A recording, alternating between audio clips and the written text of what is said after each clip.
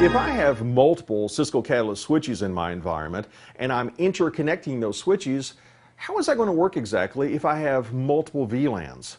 I mean, if I have 5 VLANs on this switch and I've got 5 VLANs on my neighboring switch, can I just take one wire and connect this switch to that neighboring switch? Because doesn't that one wire just belong to one VLAN? How does that work? Well, what we can do is we can train one of these switch ports to become a trunk port.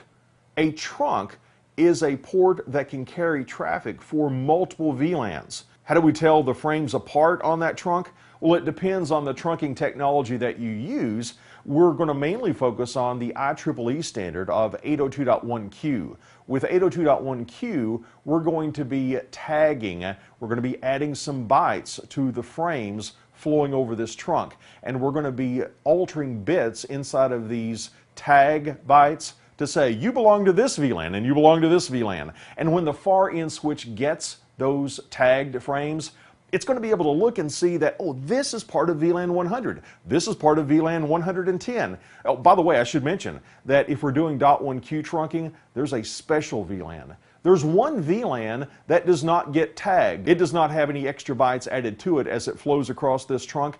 It's called the native VLAN. You might want to put that one in your notes. A native VLAN is a VLAN on a .1q trunk that is not tagged. And this means, if we think about it, the switches on each side of the trunk, they should agree on what the native VLAN is. I mean, if I have one switch and it thinks that the native VLAN is 100 and the neighboring switch thinks the native VLAN is 200, what would happen if I sent an untagged frame from this switch to the other? Well, my switch thinks that the native VLAN is 100, so it doesn't tag frames as part of VLAN 100. My neighboring switch gets it, and the neighboring switch says, here's an untagged frame. And according to my configuration, untagged frames or native VLAN frames, they're going to be part of VLAN 200. Wow, that could cause some confusion. That could cause things to break down. That could cause a security issue as well. So let's make sure that our switches agree on what we've designated as the native VLAN.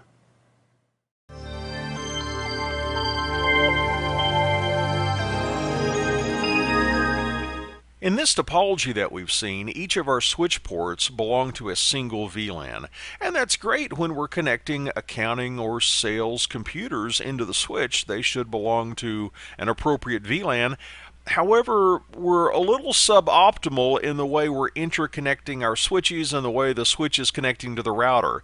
Here, notice that we've got 2 VLANs, so we have a couple of physical links, one for sales, one for accounting, interconnecting our switches, same thing as the switch goes to the router. We're dedicating a physical connection per VLAN. Obviously, that's not going to scale very well. If we have multiple VLANs, then we would need to have multiple physical ports, and that suddenly spirals out of control. What we can do to overcome this limitation is to configure our links between our infrastructure devices, between our switches, between a switch and a router.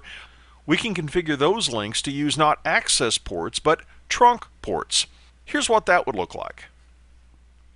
By having a trunk connection between our switches and a trunk connection between the switch and the router, now we can have, if we want, just a single physical connection, and it gets to carry traffic for all of the VLANs. That's a lot more efficient for us. An obvious question at this point is, how do the switches know what VLAN a particular frame belongs to? What we can do is color our frames. We can tag our frames as belonging to a particular VLAN. Let's say that we've got a frame coming from an accounting computer going into our switch. When the switch sends this frame over the trunk, it's going to send it with a tag. The tag is going to say that it belongs to the accounting VLAN. It's actually going to use a number, but metaphorically it's going to say it belongs to the accounting VLAN. And when the switch at the other end of the trunk gets it, it sees that, oh, this goes to the accounting VLAN, and it knows out of which port to forward that frame. Let's say that we have a frame coming from the sales VLAN wanting to go to the accounting VLAN.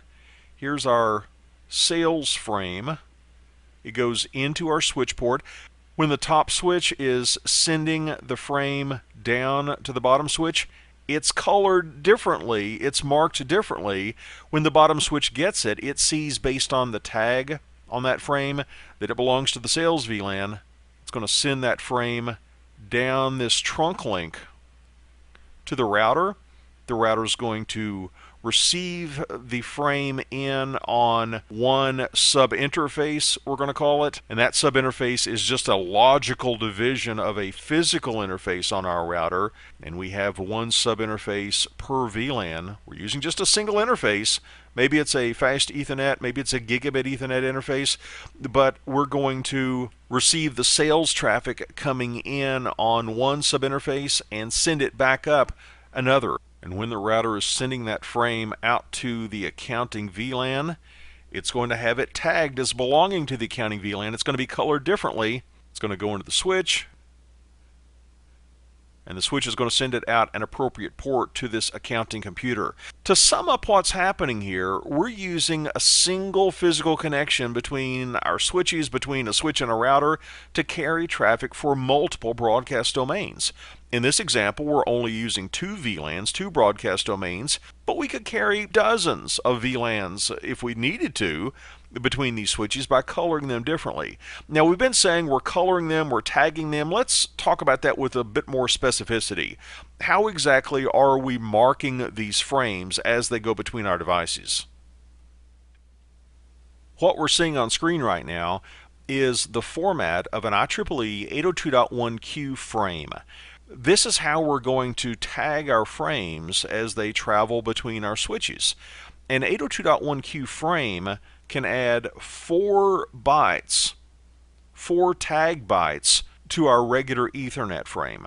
Inside of these 4 bytes, we have 12 bits that identify the VLAN to which we belong. So we've got 12 bits identifying the VLAN. Something else that's interesting is that we have 3 bits that specify the priority value of this frame. In other words, a quality of service, a QoS marking, and we can train our Cisco Catalyst switches to pay attention to that marking and treat frames differently to give a frame a higher priority or a lower priority based on the way these bits are set in the tag bytes. This is how our switches keep those frames separate. However, there is an exception. This is a super important concept. I want you to know about something called a native VLAN. A native VLAN is not tagged.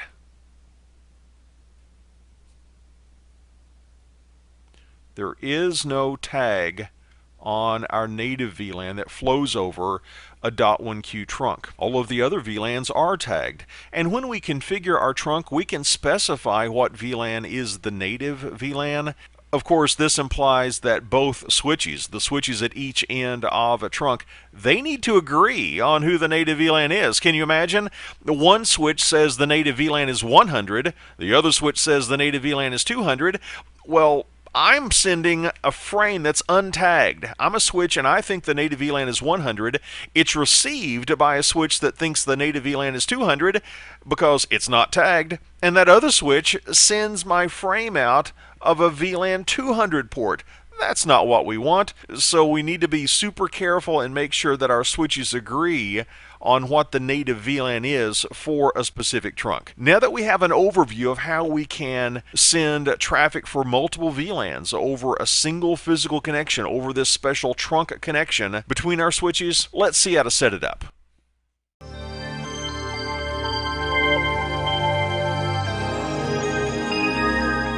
Let's say that we want to create a trunk interconnecting switch SW1 and SW2.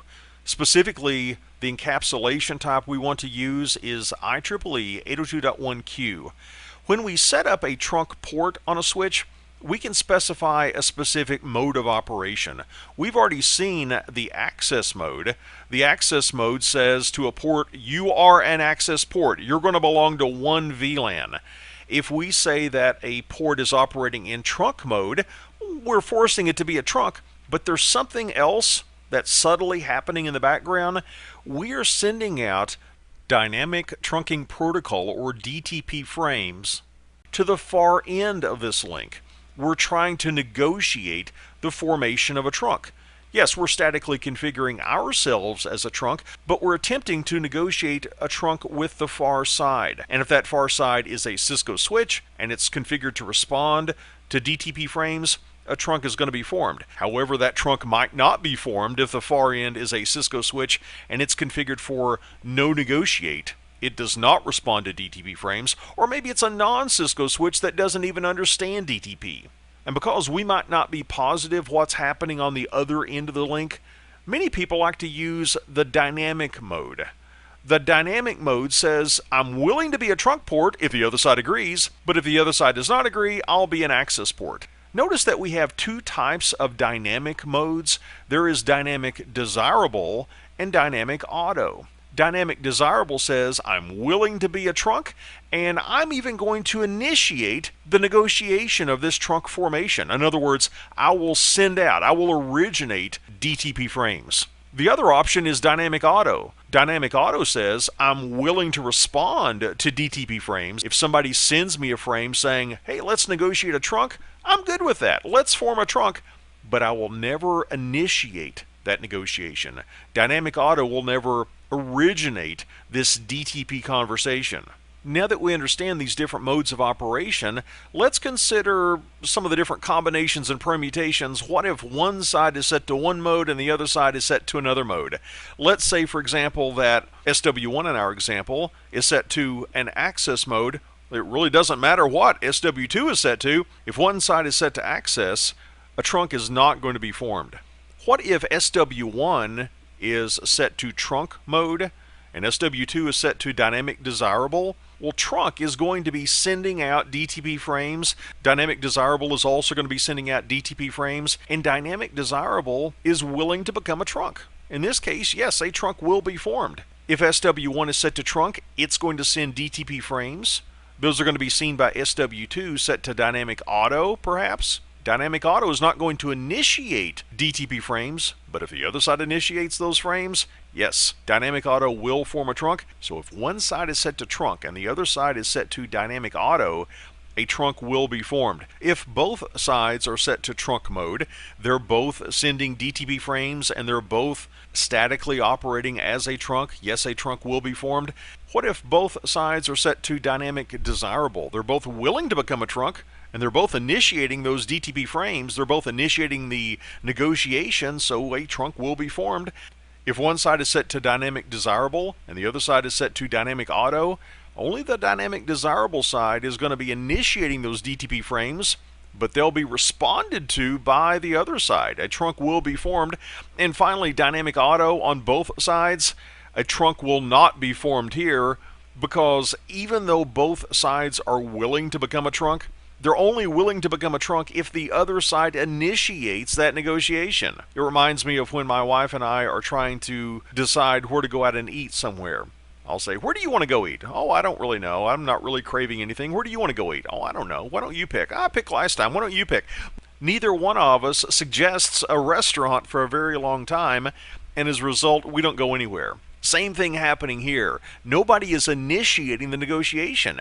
They're both willing to become a trunk, but nobody is suggesting that, hey, let's become a trunk. And as a result, if both sides are set to dynamic auto, a trunk is not going to be formed.